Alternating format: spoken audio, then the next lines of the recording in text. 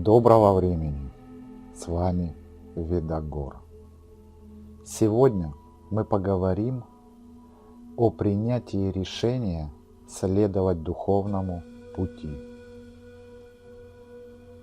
Закон кармы утверждает, что каждый человек сам несет ответственность за то положение, которое он занимает в жизни, включая даже обстоятельства его рождения и детства. Мы сами создали все эти ситуации, но мы же способны и преодолеть их. И для этого нет нужды оглядываться на прошлое.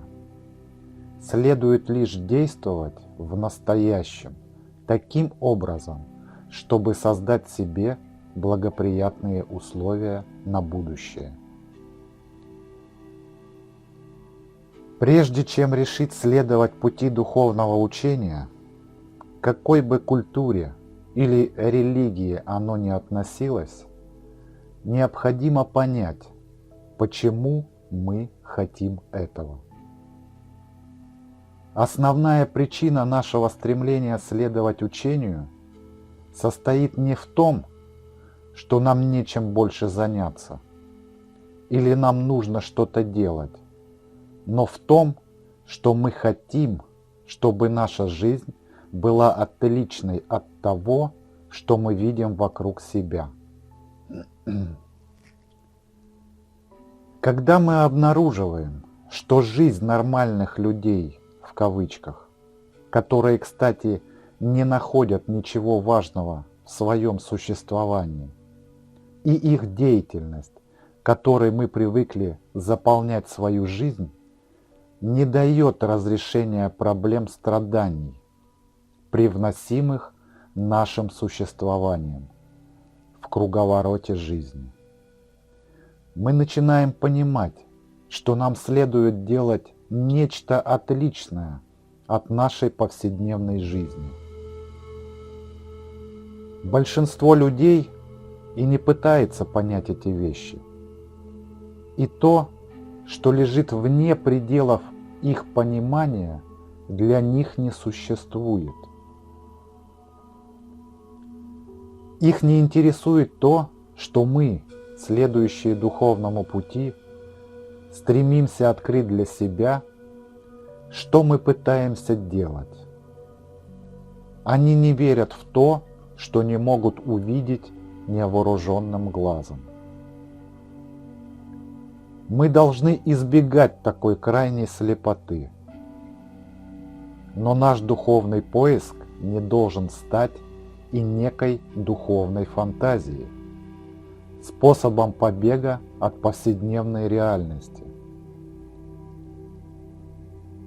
Для того, чтобы выполнить практику, прежде всего необходимо разобраться в вопросе смерти и перерождений. Ибо именно через осознание круговорота страданий мы впервые приближаемся к учению.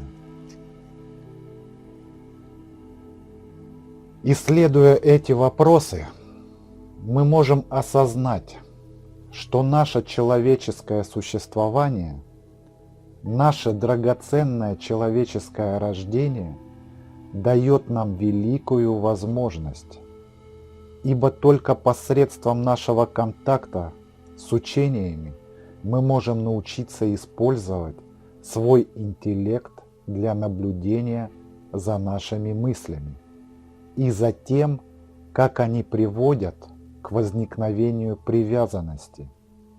И мы можем обнаружить, как покончить со своим стремлением цепляться и таким образом положить конец круговороту страданий. К слову, духовные учения не ограничиваются лишь человеческим планом бытия. Даже животные могут выполнять практики и достигать самореализации. Существуют истории, рассказанные мастерами, которые могли общаться с животными и которые передавали учения и им. Например, Есть история об одном таком мастере начала нашего века, который часто общался с йети, козами и голубями. Однажды к палатке, где этот мастер давал учение, прилетел голубь. Учитель прервал обучение, вышел из палатки, сел перед голубем и начал без слов общаться с ним. Птица была очень слаба и не могла сидеть в правильной позе.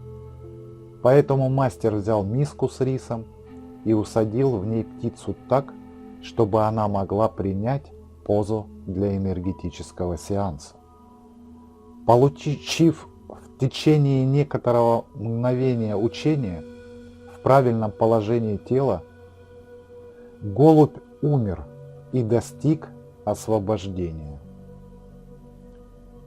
Кем бы мы ни были, человеком или животным, для того, чтобы положить конец круговороту перерождений, мы должны обнаружить источник страданий. К возникновению страстей и привязанности приводят именно размышляющий ум. И единственный путь преодолеть яд 5 страстей и их проявлений – это привести ум под свой контроль. Это можно сделать посредством практик жива, побуждающих нас наблюдать за собой, с тем, чтобы понять и с помощью практики победить свой цепляющий ум.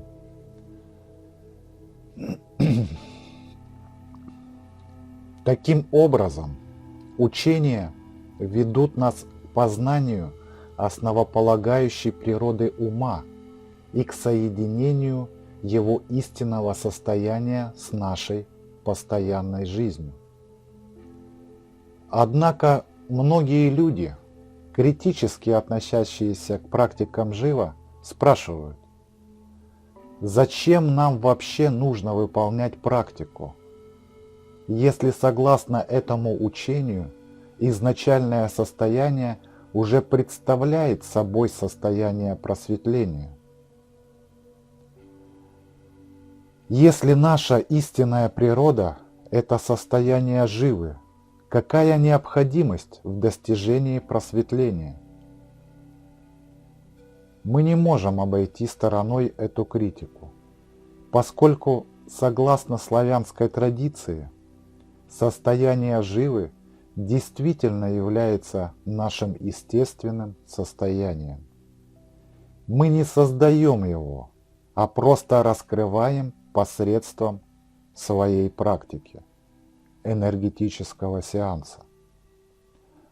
Но если мы просто согласимся со своими критиками, это будет означать, что в практике на самом деле нет никакой нужды.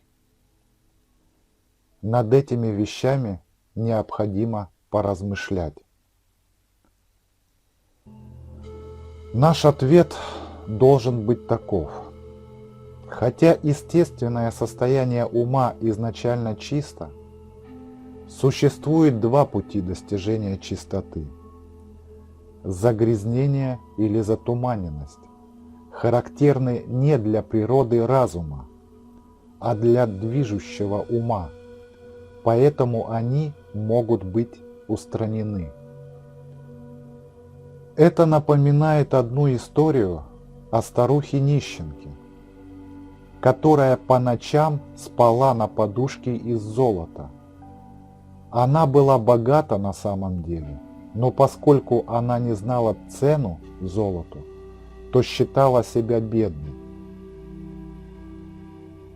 Точно так же изначальная чистота нашего разума не имеет для нас никакой пользы, если мы не осознаем ее и не объединим ее с нашим движущимся умом.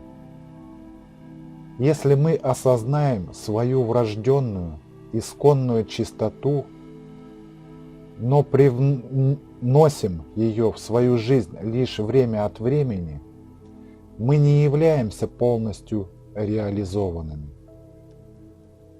Полное объединение означает конечную самореализацию, но многие люди предпочитают размышления и разговоры о таком объединении действительному внедрению его в жизнь.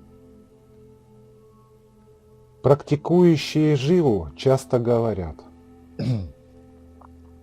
нельзя думать или говорить о живе, поскольку выразить это невозможно. Но это не так.